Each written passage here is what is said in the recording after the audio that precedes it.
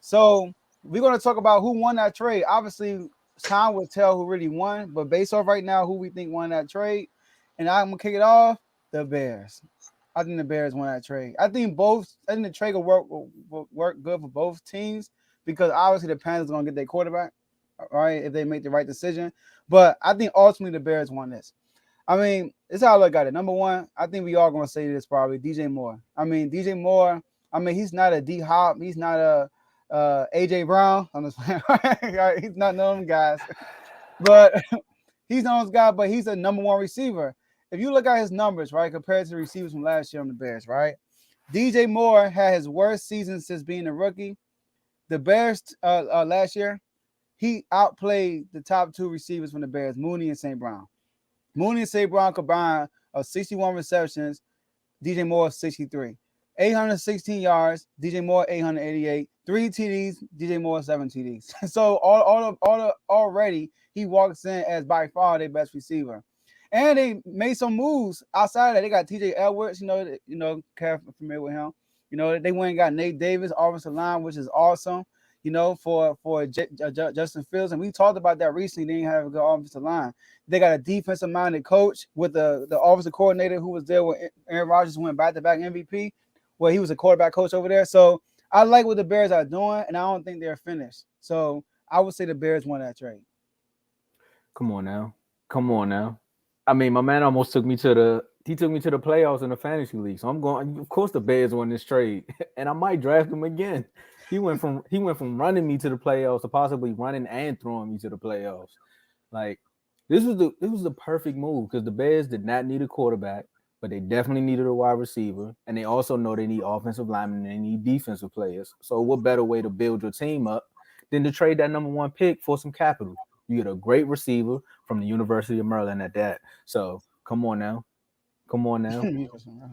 And he got somebody else to throw to. In the last two seasons, Justin Fields throwing for what, 4,000, like 4,100 yards. We round up 24 touchdowns. I see my man going for another 2,000 this year, maybe some more touchdowns. Maybe, what did he do last season? 17, he might throw for 20, might throw for like 15 interceptions too. But that just happens when you're growing as a quarterback, okay? But they beefing up that O-line. And, of course, with that draft capital, you can go in, you can get some more pieces, probably another running back because I know they're getting rid of – I know Montgomery testing the free agency, but they also got – Khalid, what is his name? Yeah, I know the other running back. They got him, but they might get somebody younger. Khalid, that's it. Because I was thinking about this. Khalil, there we go. I'm thinking about the singer. Thanks, Kev. But I say the Bears won this. In the long run, we may look back at it and say the Panthers won it because of the – withstanding future that they probably have, but for right now, I'm going with the Bears. I'm going with the Bears too. The Bears. They won. They got Justin Field a weapon. Short like Joe said, just short up his offensive line. Got him someone else that had to add to that defense. Bears won this trade. They got a lot of capital out of this. They were able to trade out of the number one spot. Thanks to the Texans for winning that last game of the season that gave them the number one pick. Now they were able to get some draft capital. Shout out to Carl too, because Carl actually said that it would be good for them to actually do that. I think someone else had mentioned that in the chat. I don't necessarily remember who it is, but I know Carl's one of the people that mentioned that.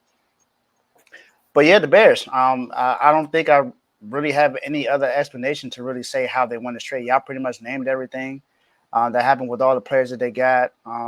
And I said that their GM is out here looking like Jerry West right now. He out here making sure he do whatever he can to help out this team.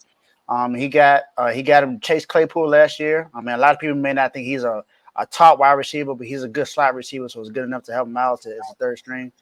Mooney, Khalil Herbert. He got a good enough team around him. Let's just see what happens this year. I obviously think the Bears have won this trade. And the Panthers may get are more than likely going to get the quarterback that they want. Reports are saying that they want to get C.J. Stroud. So we'll see how that works. That's another Ohio State quarterback. I mean, it just so happens Justin Field went there as well. He's probably the best that they've had at quarterback at Ohio State that got into the league in a while. Not too many Ohio State quarterbacks are successful in the NFL. So we'll see how C.J. Stroud works. But right now, I'm saying Bears. Kevo? I mean, It's obvious who won the trade. The Bears won the trade. I mean, the Panthers, they in the midst of just they blowing everything up. They're starting from scratch.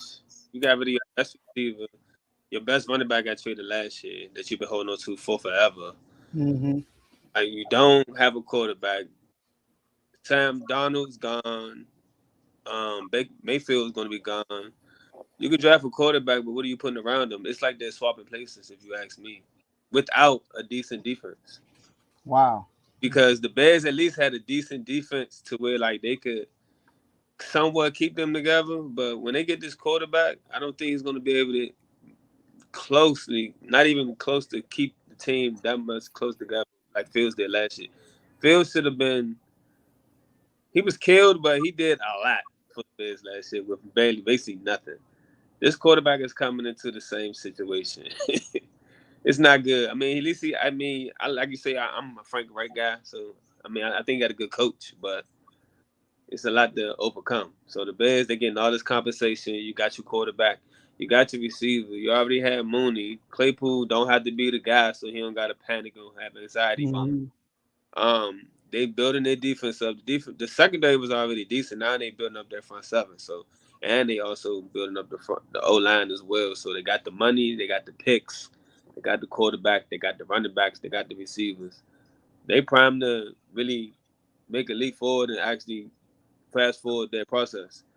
The Panthers, otherwise, you got rid of all your picks. You better get this quarterback.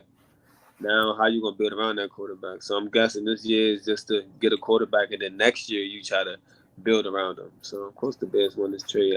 I don't even think the Panthers can change it to where they can not win the trade unless Fields doesn't pan out, which I doubt. Mm-hmm. Other than that, there's no way for the Bears to lose this trade, no matter how far down the line you go. If you ask me. Mm. Yeah, and I think one of another things that the next year's first round pick for the Panthers also might be a top 5 pick. Yeah. Based on their team. So that's good for the Bears. But Frank Wright getting a young guy, because we seen him as a head coach picked up 4 straight veterans. And you can't teach old dogs new tricks. So him getting a new guy, new rookie coming in from scratch, maybe that'll be different. So we'll see. You'll need some help though. Oh yeah, of course. I mean, he took the job, so he got a plan, right? He needs some